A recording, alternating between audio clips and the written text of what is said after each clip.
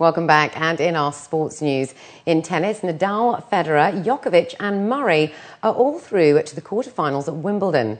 Rafa Nadal overcame injury problems and a tricky big serving opponent to beat Juan Martín del Potro 7-6, 3-6, 7-6, 6-4. Spaniard Nadal regrouped after the break to win the tiebreak 8-6. Del Potro suffered a heavy fall at 2-2 in the third set and went off court for treatment on a hip injury. Nadal broke Del Potro's serve for the first time in the fifth game of the fourth set, and he clinched victory on his first match point to set up a quarter-final against American Mardy Fish. Roger Federer dropped his first set of the tournament before his immense attention to detail helped him overcome Mikhail Yuzny 6-7, 6-3, 6-3, 6-3 to seal a place in the quarterfinals. Novak Djokovic outclassed Michael Lodra 6-3, 6-3, 6-3 to reach the last eight. The Serbian second seed was in complete control on court one, pummeling his 19th seed French opponent with a blistering range of ground strokes and serves. And Britain Andy Murray received the royal seal of approval as he overran Richard Gasquet 7-6, 6-3, 6-2. Murray clinically took his chances, while 17th seed Gasquet never looked confident in the early tiebreak. And in the women's tennis, top seed Caroline Wozniacki and both Williams sisters are out of Wimbledon. Defending champion Serena Williams saved 4 match points before losing 6-3, 7-6 to Frenchwoman Marion Bartoli in the fourth round at Wimbledon on Monday. Bartoli took the first set on her 6th set point and 3 match points in the 12th game of the second set. Bartoli continued to serve strongly and she earned another 2 match points, the first of which Williams saved with an ace, but the Frenchwoman took the second to take the tiebreak 8-6.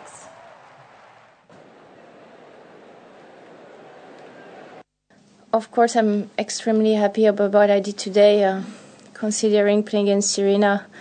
I don't know how many times she wins there, but she's extremely tough to beat. So I think I did really well, just being able to come back and play and win some matches and just really play tough. Even today I lost, but I was able to kind of hang in there and play tough, and I can only get better. And 5 times champion Venus Williams followed her sister Serena out of Wimbledon when she was outplayed by Bulgaria's Svetlana Pironkova. The American failed to fire in the fourth round clash and was hammered 6-2, 6-3 on centre court. Venus regretted the early departure of the Williams sisters in what could be an end of an era at Wimbledon.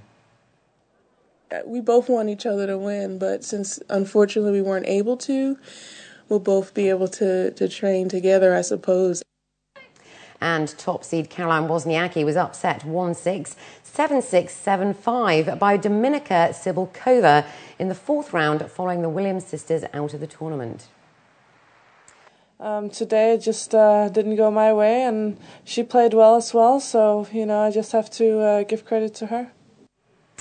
And in football, coach Jupp Heynckes stepped out for the first time since taking charge of the Bayern Munich team as players took to the pitch for their first training session. The 66-year-old comes to Munich from Bayer Leverkusen. He's managed teams at home and abroad, winning the 1998 Champions League title with Real Madrid. Bayern will have their first game of the season on either August the 6th or the 7th. And over in the US, President Barack Obama welcomed the Major League Football champions, the Colorado Rapids, to the White House to honor their 2010 season and their MLS Cup victory.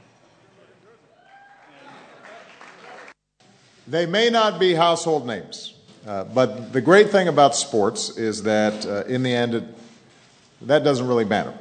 What matters is how well a team can pull together when the chips are down. And that's exactly what the Rapids did. The Los Angeles Dodgers have filed for bankruptcy protection, blaming Major League Baseball Commissioner Bud Selig for rejecting a television deal with Fox Network to give the baseball team a quick injection of cash. On June the 20th, the league vetoed a proposed $3 billion, 17-year television contract with Fox, saying it would not be in the best interests of the Dodgers, the game or the fans. The Dodgers said it has arranged $150 million of financing so that it can operate normally whilst in bankruptcy, including paying employees and vendors. And finally in sport, Britain's WBA heavyweight champion David Haye challenged Ukraine's WBO, IBO and IBF champion Vladimir Klitschko at a news conference on Monday, just days ahead of their fight on July the 2nd, saying that it was time for Klitschko to get another violent knockout defeat. In response, Vladimir Klitschko said he will teach British boxer David Haye a lesson when the pair fight in Hamburg. A Haye-Vladimir Klitschko clash has been on the cards for 2 years now, but twice the two sides failed to finalise a deal after disagreeing on how to split revenues. I'm super confident, super happy, and it's going to be a celebration.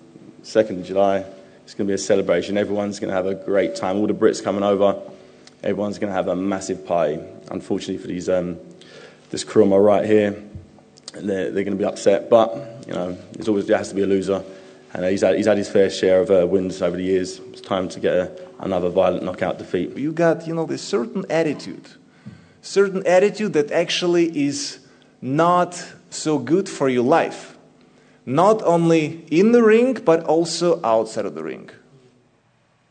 And finally this evening, the Srinagar city of India's northern Jammu and Kashmir state organised a men's fashion show to encourage youths to take up fashion careers within the industry.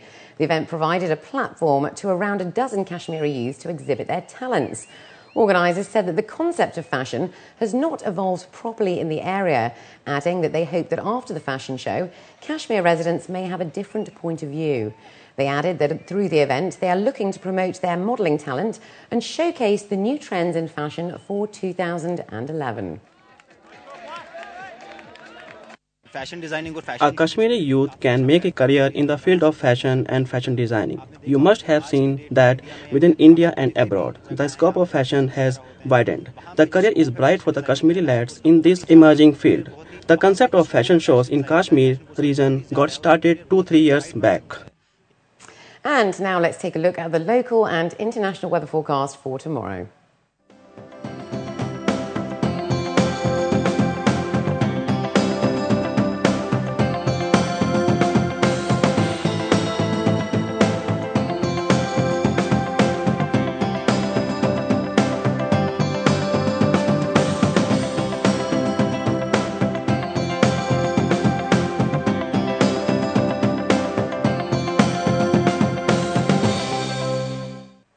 And before we head out, here are the top stories again.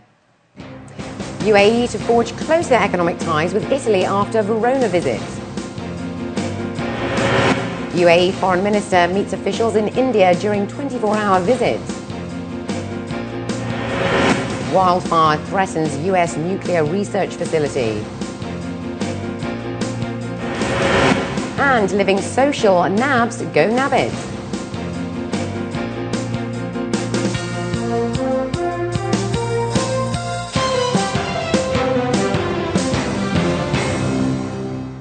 Well, that brings us to the end of the bulletin. As always, we'd love to hear your comments.